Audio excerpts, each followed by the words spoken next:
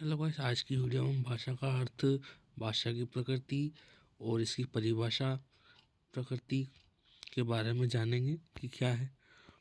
तो स्टार्ट करते हैं आज की वीडियो।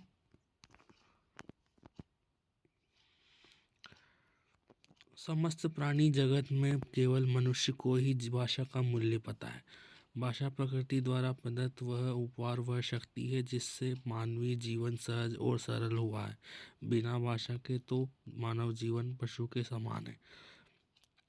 मतलब भाषा जरूरी है हमारे देश के लिए, हमारी बोलचाल और विचार विनिमय के लिए। भाषा क्या है, इस पर विभिन्न विद्वानों ने अपने अपने विचार एवं मत अलग अलग तरीके से व्यक्त किए हैं। साधारणतः भाषा शब्द का प्रयोग विचारों अथवा भावों की अभिव्यक्ति के लिए प्रयुक्त उन सभी साधनों के लिए होता है जो चेतना प्राणियों एवं जड़ पदार्थों में देखे व सुने जाते हैं। उदाहरण के लिए मानव परस्पर विचार विनिमय के लिए ध्वनि संकेतों को अपनाते हुए वे सभी भाषा कहलाते हैं, अपनाते हैं। विभिन्न विद्वानों ने भाषा की परिभाषा निम्न प्रकार से दी है। डॉक्टर बाबू राम सक्सेना, जिन ध्वनि चिन्हों द्वारा मनुष्य परस्पर विचार विनिमय करता है उसकी समष्टि रूप से भाषा कहते हैं।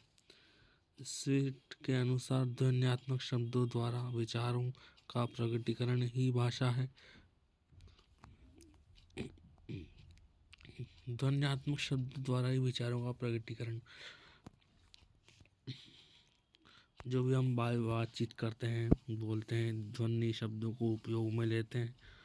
वेंद्रीय के अनुसार भाषा एक प्रकार का प्रतीक है जिसके द्वारा मनुष्य दूसरे पर अपने विचार प्रकट करता है। कामता प्रसाद, भाषा वह साधन है जिसके द्वारा मनुष्य अपने विचार दूसरों को भलीभांति प्रकट कर सकता है और दूसरों के विचार आप स्पष्टतया समझ सकता है। भाषा, अगर दो व्यक्ति आपस में बात कर रहे हैं तो दूसरे की बातचीत को भी वह समझ सकता है।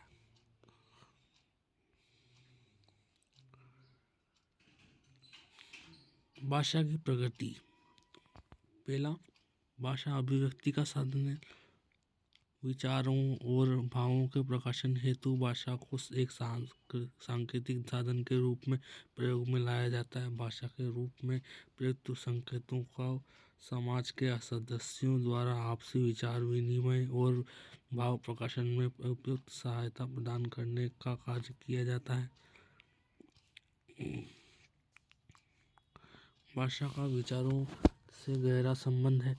भाषा विचारों की जननी है। विचारों का सही संप्रेषण भाषा के माध्यम से ही होता है।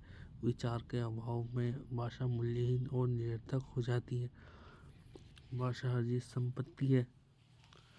मनुष्य अपने चारों ओर के समाज व चारों वातावरण से भाषा सीखता है। भाषा में उत्पन्न शिशु इंग्लैंड में रहकर इसलिए अंग्रेजी बोलने लगता है कि उसके चारों ओर अंग्रेजी का वातावरण रहता है। अतः स्पष्ट है कि भाषा आसपास के लोगों को अर्जित की जाती है और इसलिए यह अर्जित संपत्ति है। भाषा अभिव्यक्ति का साधन है। भाषा बातचीत करने का साधन है। भाषा विचारों से गहरा संबंध है। जब हम विचार विनिमय करते हैं, विचारों को सोचते हैं, फिर एक दूसरे से बातचीत करते हैं, जो भाषा का विचारों से गहरा संबंध है। भाषा अर्जित संपत्ति है। जो हमारे आसपास जो भी वातावरण रहता है, हम उसी प्रकार की बोली सीखते हैं। भाषा का कोई अंतिम स्वरूप नहीं है। ऊपर हम कह चुके हैं कि भाषा चिर परिवर्तनशील है। उस आधार पर तो भाषा का कोई अंतिम स्वरूप हो ही नहीं सकता। मृत भाषा का अंतिम रूप तो अवश्य ही अंतिम होता है, परंतु जीवित भाषा में यह बात नहीं है। भाषा के विषय में असत्य नहीं है ये कि परिवर्तन ही उसके जीवन का घोतक है। भाषा परिवर्तनशील होती है, कठिनता से सरलता की ओर बढ़ती है। जैसे संस्कृत से हिंदी में रूपांतरण होना। प्रत्येक भाषा की एक ऐतिहासिक सीमा होती है। प्रत्येक भाषा इतिहास के किसी निश्चित काल से प्रारंभ होकर इतिहास के किसी निश्चित काल तक व्यवहित होती है। वह भाषा अपने पूर्ववर्ती और परवर्ती भाषा से भिन्न होती है। संस्कृत, पाली, प्राकृत आदि भाषाओं को अपनी एक ऐतिहासिक सीमा रही है। एक निश्चित काल में शुरू होकर वह समाप्त हो गई है, तो उसकी एक ऐतिहासिक सीमा रहती है प्रत्येक भाषा की। भाषा पैतृक संपत्ति है। भाषा पिता की भाषा पुत्र को पैतृक संपत्ति की भांति अनायास ही प्राप्त होती है, किंतु ऐसी बात नहीं है। यदि किसी भारतीय बच्चे को 1-2 वर्ष की अवस्था से अन्य देश में पाला जाए तो वह हिंदी या हिंदुस्तानी आदि न बोल सकेगा और उस देश की ही मातृभाषा सीखेगा।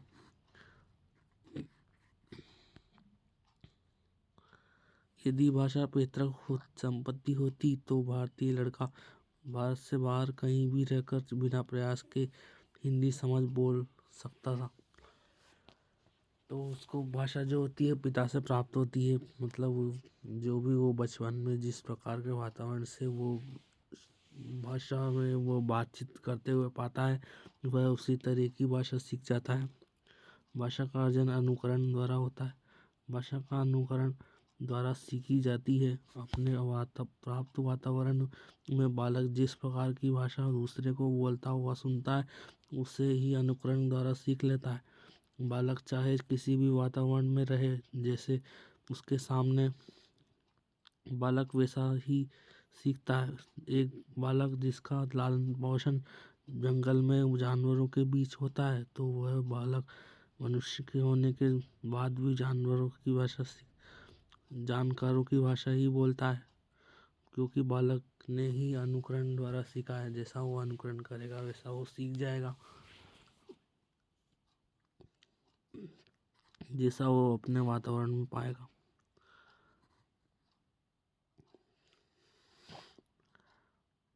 प्रत्येक भाषा की अपनी संरचना अलग होती है। दो भाषाओं का स्वरूप ढांचा एक नहीं होता। उसमें ध्वनि, शब्द, रूप, वाक्य, अर्थ आदि किसी भी एक स्तर से दूसरे स्तर तक, अधिक स्तरों तक संरचना या ढांचे में अंतर अवश्य होता है। भाषा का संबंध परंपरा से होता है, सदियों से चली आ रही है, जिसे हम अर्जित करते हैं। भाषा में थोड़ा सा परिवर्तन आता है, उसका परिमार्जन होता है, परंतु वह बदले रूप में ही हमें मिलती है। जैसे हिंदी बदले रूप में हमें संस्कृत से बदले रूप में मिली है, जिसे हम अर्जित करते हैं, जो सदियों से चली आ रही है। भाषा की धारा स्वभावतः कठिनता से सरलता की ओर होती है। भाषाओं के इतिहास से भाषा की कठिनता से सरलता की ओर जानने की बात स्पष्ट है। मनुष्य का जन्मजात स्वभाव है कि हम कम से कम प्रयास में अधिक से अधिक लाभ उठाना चाहते हैं। इसी प्रयास में वह सत्येंद्र को सत्येंद्र फिर सत्येंद्र करने लगता है। अवस्था में स्मृति कहकर ही काम चलाना चाहते हैं। इस ध्वनि के उदाहरण के अलावा ऊंचाई कठिनता से नीचे सरलता की ओर जाती है। भाषा गतिशील और परिवर्तनशील होती है। भाषा जड़ एवं स्थिर नहीं है, वह चेतन एवं गतिशील है। जब से भाषा का उद्गम हुआ है, वह बहती हुई नदी की तरह परिवर्तनशील है। भाषा स्थूलता, सूक्ष्मता और अप्रौढ़ता से प्रौढ़ता की ओर बढ़ जाती है। आरंभ से भाषा स्थूल ही सूक्ष्म भावों के लिए या विचारों की गहराइयों से व्यक्त करने के लिए अपेक्षित सूक्ष्मता उसमें नहीं थी। फिर धीरे धीरे उसमें इसकी प्राप्ति की सूक्ष्मता की। इसी प्रकार दिन ब दिन भाषा में विकास होता रहा है और अप्रौढ़ से प्रौढ़तर होती जा रही है। हिंदी भाषा के विकास की प्रक्रिया को हम इसी आधार पर देखते हैं कि हिंदी भाषा का विकास धीरे धीरे बढ़ता जा रहा है, वो प्रौढ़ता की तरफ बढ़ता जा रहा है। संस्कृत से हिंदी की ओर और सरलता की ओर बढ़ता जा रहा है। भाषा संस्कृति और सभ्यता से जुड़ी हुई रहती है। भाषा का प्रयोग करने वाले व्यक्तियों तथा समाज की सभ्यता और संस्कृति से अटूट संबंध रहता है। किसी भी समाज की सभ्यता और संस्कृति की झलक उसकी भाषा से मिलती है। जैसा समाज रहता है, जैसे सामाजिक वातावरण रहता है, समूह रहता है, वैसे ही उसकी संस्कृति हमें देखने को मिलती है, सभ्यता देखने को मिलती है। भाषा संयोगावस्था से वियोगावस्था की ओर जाती है, मतलब छोटे से बड़े की ओर, बड़े से छोटे की ओर। पहले मानते थे कि भाषा वियोग व्यवहित या विश्लेषण से संयोग संहिति संश्लेषण की ओर जाती है। कुछ काम मत थे कि बारी बारी से भाषाओं को जिंदगी दोनों स्थितियों से गुजरती, किंतु अब यह मत भ्रामक सिद्ध हो चुके हैं। नवीन मतानुसार भाषा संयोग से वियोगावस्था की ओर जाती है। जैसे राम गच्छति संयोग गच्छ स्थित है, जिसका अर्थ है मिली हो की स्थिति, और वियोग का अर्थ है अलग हुई स्थिति। मतलब जो संयोगावस्था है वो है मिला हुआ, मतलब जैसे राम गच्छति, और जो वियोगावस्था है वो अलग हुई स्थिति है, राम जाता है। तो भाषा संयोगावस्था से वियोगावस्था की ओर जाती है, मतलब मिले हुए से अलग होने की तरफ जाती है। भाषा में विभिन्नता और अनेक रूपता होती है। भाषा अनुकरण से सीखी जाती है। व्यक्तियों के शारीरिक, मानसिक तथा संवेगात्मक अंतरों के कारण उनके भाषा सीखने और उसे व्यवहार में लाने के ढंगों में अंतर आ जाता है, और इस तरह वह जो भाषा व्यवहार में लाते हैं उसका स्वरूप अन्य के द्वारा व्यवहार में लाई गई भाषा से थोड़ा बहुत भिन्न अवश्य होता है। मतलब जैसा शारीरिक, मानसिक, संवेगात्मक अंतर पाया जाता है, वैसे भाषा के व्यवहार में लाने का ढंग में अंतर पाया जाता है। जैसा दूसरे की भाषा में अंतर पाया जाता है, वैसा ही भाग और विस्तृत भूभाग के अनुसार भाषा में अंतर देखने को मिलता है।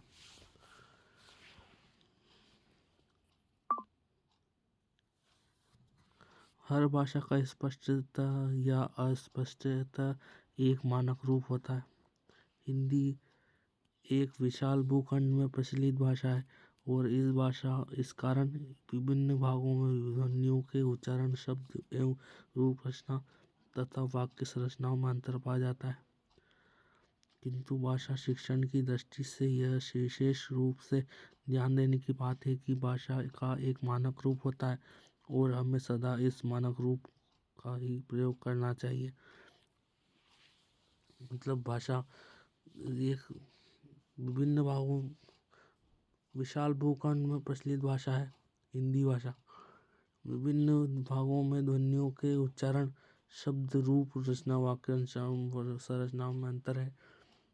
शिक्षण की दृष्टि से विशेष रूप से ध्यान देने की बात यह है कि भाषा का एक मानक रूप होता है, मतलब उसका एक रूप होता है जो सदा से सदियों से चला आता रहा है, जो हम उसे प्रयोग कर रहे हैं। ओके गाइस, मिलते हैं अगली वीडियो में।